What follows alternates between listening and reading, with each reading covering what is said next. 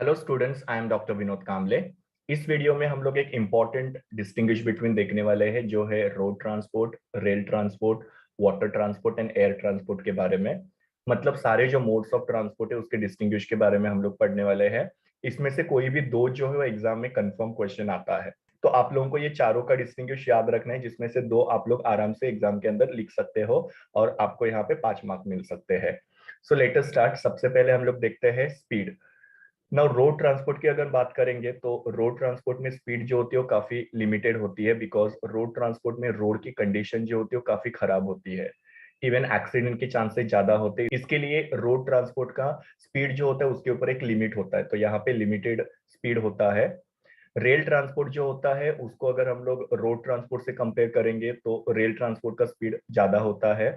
और दूसरा है रेलवे जो होता है वो ट्रैक पे चलता है, तो वहां पे कोई भी डिस्टरबेंस, किसी भी तरीके का ट्रैफिक वगैरह होता नहीं है। तो इसकी वजह से रेल ट्रांसपोर्ट का रोड ट्रांसपोर्ट के कंपेयर में स्पीड जो होता है वो ज्यादा होता है। वाटर ट्रांसपोर्ट जो होता है वो सब ट्रांसपोर्ट में सबसे स्लोवेस्ट मोड ऑफ ट्रांसपोर्ट है, मतलब ये सबसे स्लो ट्रांसपोर्ट का जरिया है। एयर ट्रांसपोर्ट जो है वो सबसे फास्टेस्ट मोड ऑफ ट्रांसपोर्ट है, मतलब क्विकली एक जगह से दूसरी जगह पे जाने के लिए एयर ट्रांसपोर्ट को यूज किया जा सकता है। तो अगर ये चार मोड ऑफ ट्रांसपोर्ट को हम लोग, तो अगर सपोज हम लोग ये चारों मोड ऑफ ट्रांसपोर्ट को ऑर्डर में अरेंज करेंगे, तो सबसे स्लोवेस्ट में आएगा वाटर ट्रांसपोर्ट, उससे फास्ट में आता है रोड ट्रांसपोर्ट से फास्ट में आता है रेलवे ट्रांसपोर्ट, और सबसे ज्यादा फास्टेस्ट होता है एयर ट्रांसपोर्ट। फिर सेकेंड पॉइंट है कैरिंग कैपेसिटी। कैरिंग कैपेसिटी मतलब क्या कि कितने गुड्स वो कैरी कर सकता है या कितना वेट कैरी कर सकता है। तो रोड ट्रांसपोर्ट जो होता है वहां पे लिमिटेड कैरिंग कैपेसिटी होती है, बहुत ज्यादा यहाँ पे गुड्स जो है कैरी नहीं किए जा सकते हैं। फिर रेल ट्रांसपोर्ट जो होता है इसका कैपेसिटी ज्यादा होता है, सेम वाटर ट्रांसपोर्ट का भी कैरिंग कैपेसिटी जो होता है वो ज्यादा होता है। एयर ट्रांसपोर्ट जो होता है उसका कैरिंग कैपेसिटी लिमिटेड होता है।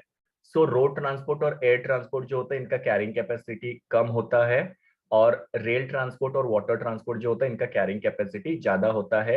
ये दोनों में ज्यादा चीजें जो है वो लोड करके एक जगह से दूसरी जगह पे लेके जाना पॉसिबल हो सकता है। Then third point is cost, मतलब इसमें कितना इन्वेस्टमेंट लगता है या कितना खर्चा आता है ये ट्रांसपोर्ट को डेवलप करने के लिए। तो सबसे पहले है रोड ट्रांसपोर्ट का जो कैपिटल इन्वेस्टमेंट होता है वो लिमिटेड होता है, मतलब बहुत ज्यादा यहाँ पे इन्वेस्टमेंट नहीं करना पड़ता है। इन द सेंस कि यहाँ पे रोड कंस्ट्रक्शन करने के लिए या व्हीकल्स के लिए या फिर रोड का और व्हीकल का मेंटेनेंस जो होता है उसके ऊपर ज्यादा कैपिटल इन्वेस्टमेंट की जरूरत नहीं पड़ती है as compare to other modes of transport. Rail transport का अगर हम लोग बात करेंगे तो रेल ट्रांसपोर्ट में उसका जो रेलवे है या रेलवे के जो ट्रैक्स है उसको कंस्ट्रक्ट करने के लिए काफी हाई कॉस्ट इन्वॉल्व होता है। प्लस कंस्ट्रक्शन के साथ साथ उसको टाइम टू टाइम मेंटेन भी करना पड़ता है, तो उसमें भी ज्यादा कॉस्ट लगता है। सो रेलवे ट्रांसपोर्ट जो होता है उसको कंस्ट्रक्ट करने के लिए भी हाई कॉस्ट लगता है और उसको मेंटेन करने के लिए भी हाई कॉस्ट लगता है। फिर आता है वाटर ट्रांसपोर्ट। वाटर ट्रांसपोर्ट जो होता है उसमें वाटर वे जो होता है वो नेचुरल होता है, मतलब वहां पे रूट कंस्ट्रक्ट करने की जरूरत नहीं, जैसे कि रोड ट्रांसपोर्ट के अंदर रूट कंस्ट्रक्ट करना पड़ता है या रेलवे के अंदर भी रूट को कंस्ट्रक्ट करना पड़ता है। लेकिन वाटर ट्रांसपोर्ट के अंदर रूट कंस्ट्रक्ट नहीं करना पड़ता है, तो रूट का यहाँ पे खर्चा नहीं होता है। लेकिन यहाँ पे शिप वगैरह जो होते हैं उसको कंस्ट्रक्ट करने के लिए और मेंटेन करने के लिए खर्चा आता है। तो रूट के लिए वाटर ट्रांसपोर्ट में कोई भी खर्चा नहीं होता है, लेकिन शिप को कंस्ट्रक्ट करना और मेंटेन करने के लिए खर्चा यहाँ पे आता है।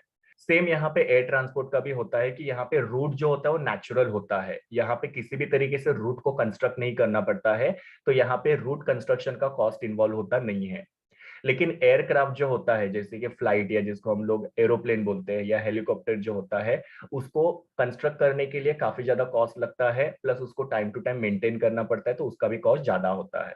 तो आप लोग यहाँ पे कैसे याद रखोगे कि रोड ट्रांसपोर्ट जो होता है उसमें कम कैपिटल इन्वेस्टमेंट लगता है रोड कंस्ट्रक्ट करने के लिए या गाड़ी बनाने के लिए। रेल ट्रांसपोर्ट के अंदर हाई कॉस्ट इन्वॉल्व होता है, बिकॉज रेलवे का कंस्ट्रक्शन, ट्रैक का कंस्ट्रक्शन जो होता है वो थोड़ा कॉस्टली होता है। वाटर ट्रांसपोर्ट और एयर ट्रांसपोर्ट में हम लोग कैसे लिखेंगे कि रूट जो होता है उसको कंस्ट्रक्ट करने के लिए खर्चा नहीं होता है, लेकिन वाटर ट्रांसपोर्ट के अंदर शिप को कंस्ट्रक्ट करना और मेंटेन करना काफी कॉस्टली होता है, और एयर ट्रांसपोर्ट के अंदर एयरक्राफ्ट को कंस्ट्रक्ट करना और मेंटेन करना काफी कॉस्टली होता है। तो इस तरीके से ये कॉस्ट का पॉइंट आप लोग याद रख सकते हो। Then fourth one is distance. Road transport जो होता है शॉर्ट डिस्टेंस के लिए काफी अच्छा माना जाता है। देन रेल ट्रांसपोर्ट जो होता है शॉर्ट डिस्टेंस हो या लॉन्ग डिस्टेंस हो दोनों के लिए काफी अच्छा माना जाता है। वाटर ट्रांसपोर्ट जो होता है वो बेसिकली लॉन्ग डिस्टेंस के लिए, जैसे कि एक कंट्री से दूसरे कंट्री में जाने के लिए या एक कॉन्टिनेंट में से दूसरे कॉन्टिनेंट में जाने के लिए वाटर ट्रांसपोर्ट जो होता है सुटेबल होता है। अगेन एयर ट्रांसपोर्ट जो होता है वो भी लॉन्ग डिस्टेंस के लिए सुटेबल होता है। सो रोड ट्रांसपोर्ट सिर्फ शॉर्ट डिस्टेंस के लिए सुटेबल है, जैसे कि आपको दूर में कहीं पे आपके गांव में वगैरह जाना है जो एक स्टेट से दूसरे स्टेट में है, तो उसमें रोड ट्रांसपोर्ट इतना सुटेबल नहीं होता है। फिर मैंने रेल का आपको बताया, रेल दोनों के लिए हो सकता है, short distance and long distance. Water transport और एयर ट्रांसपोर्ट जो होता है वो लॉन्ग डिस्टेंस के लिए होता है। चार्जेस मतलब कितना फेयर पे करना पड़ता है या टिकट के चार्जेस कितने होते हैं, तो रोड ट्रांसपोर्ट जो होता है उसके अंदर टिकट के चार्जेस फिक्स नहीं होते हैं।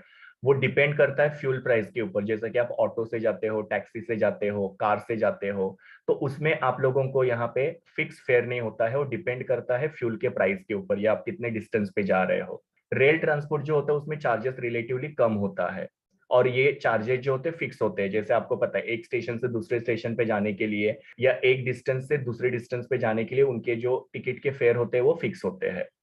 वाटर ट्रांसपोर्ट जो होता है इसमें भी चार्जेस जो होते हैं वो लो होते हैं, मतलब सबसे कम हम लोग अगर चार्जेस देखेंगे तो वाटर ट्रांसपोर्ट का होता है, तो लॉन्ग डिस्टेंस के हिसाब से ये काफी ज्यादा इकोनॉमिकल होता है। एयर ट्रांसपोर्ट जो होता है वो सबसे कॉस्टली होता है। तो अगेन हम लोग अगर सपोज चार्जेस के पॉइंट को यहाँ पे ऑर्डर में रखा जाए, तो सबसे कम जो होता है वाटर ट्रांसपोर्ट का चार्जेस होता है, उसके बाद में रेल ट्रांसपोर्ट, उसके बाद में रोड ट्रांसपोर्ट, और उसके बाद में फिर आता है एयर ट्रांसपोर्ट जो सबसे ज्यादा कॉस्टली होता है। Then next one is door to door services.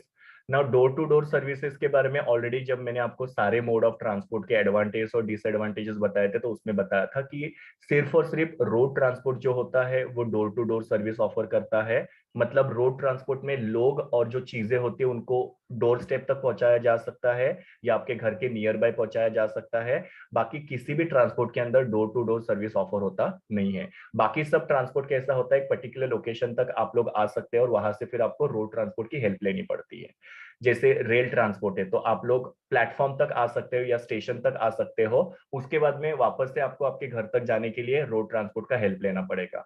So road transport ही है जो डोर टू डोर सर्विस लोगों को ऑफर करता है। बाकी रेल ट्रांसपोर्ट, वाटर ट्रांसपोर्ट और एयर ट्रांसपोर्ट जो है वो देखो मैंने यहाँ पे लिखा है कि तीनों भी यहाँ पे डोर टू डोर सर्विस जो है ऑफर करते नहीं है। So only road transport offers door-to-door service. Rail transport, water transport, and air transport does not provide door-to-door service. Next one is suitability. मतलब ये जो मोड ऑफ ट्रांसपोर्ट है वो किसके लिए सुटेबल होते हैं। तो रोड ट्रांसपोर्ट जो होता है वो स्मॉल क्वांटिटी के लिए और शॉर्ट डिस्टेंस के लिए सुटेबल होता है, मतलब थोड़ी सी क्वांटिटी को आप शॉर्ट डिस्टेंस तक लेके जा सकते हो with the help of road transport. Rail transport जो होता है हेवी गुड्स के लिए और लार्ज क्वांटिटी के लिए, और वो भी लॉन्ग डिस्टेंस के लिए सुटेबल होता है, मतलब काफी सारी चीजें या हेवी चीजों को आप लोग लॉन्ग डिस्टेंस पे रेल ट्रांसपोर्ट के हेल्प से लेके जा सकते हो। सेम वाटर ट्रांसपोर्ट में भी है कि आप लोग हेवी गुड्स को या मशीनरीज को या इवन लार्ज क्वांटिटी को लॉन्ग डिस्टेंस पे लेके जा सकते हो with the help of water transport. और एयर ट्रांसपोर्ट जो होता है वहां पे आप लाइट वेट चीजों को या पेरिशेबल चीजें या जो भी आपकी वैल्यूएबल या कीमती चीजें होती है उसको आप लॉन्ग डिस्टेंस पे लेके जा सकते हो। तो again I am repeating, road transport जो होता है स्मॉल क्वांटिटी के लिए और शॉर्ट डिस्टेंस के लिए सुटेबल होता है। रेल ट्रांसपोर्ट जो होता है उसमें हेवी और लार्ज क्वांटिटी गुड्स जो है वो लॉन्ग डिस्टेंस पे लेके जा सकते हैं। सेम वाटर ट्रांसपोर्ट जो होता है वो हेवी और लार्ज क्वांटिटी के गुड्स जो होते हैं उनको लॉन्ग डिस्टेंस पे लेके जाया जा सकता है। एयर ट्रांसपोर्ट के अंदर लाइट वेट, पेरिशेबल और जो महंगी या वैल्यूएबल चीजें होती है उसको लॉन्ग डिस्टेंस पे लेके जाया जा सकता है। Next point is safety. Safety मतलब क्या कि कौन सा मोड ऑफ ट्रांसपोर्ट जो है वहां पे ट्रांसपोर्टेशन करते समय ज्यादा सेफ्टी होती है और कौन से ऐसे ट्रांसपोर्ट के मोड है जहां पे सेफ्टी कम होती है।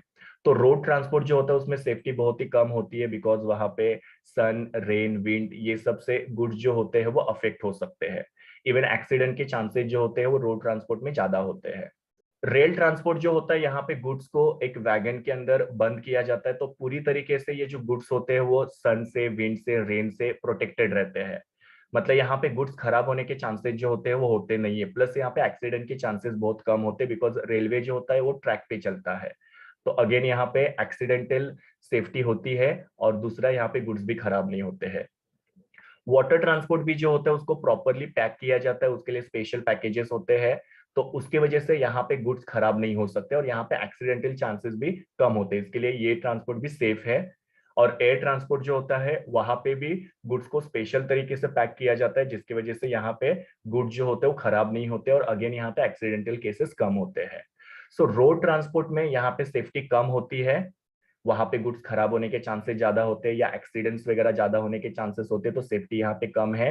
बाकी rail transport, water transport, air transport, ये तीनों में गुड्स जो होते हैं प्रॉपरली प्रोटेक्टेड होते हैं, जिसकी वजह से गुड्स भी खराब नहीं होते, प्लस एक्सीडेंट के चांसेस भी यहाँ पे कम होते हैं। तो ये तीनों भी सेफ ट्रांसपोर्ट के मोड है। Next one is accidents.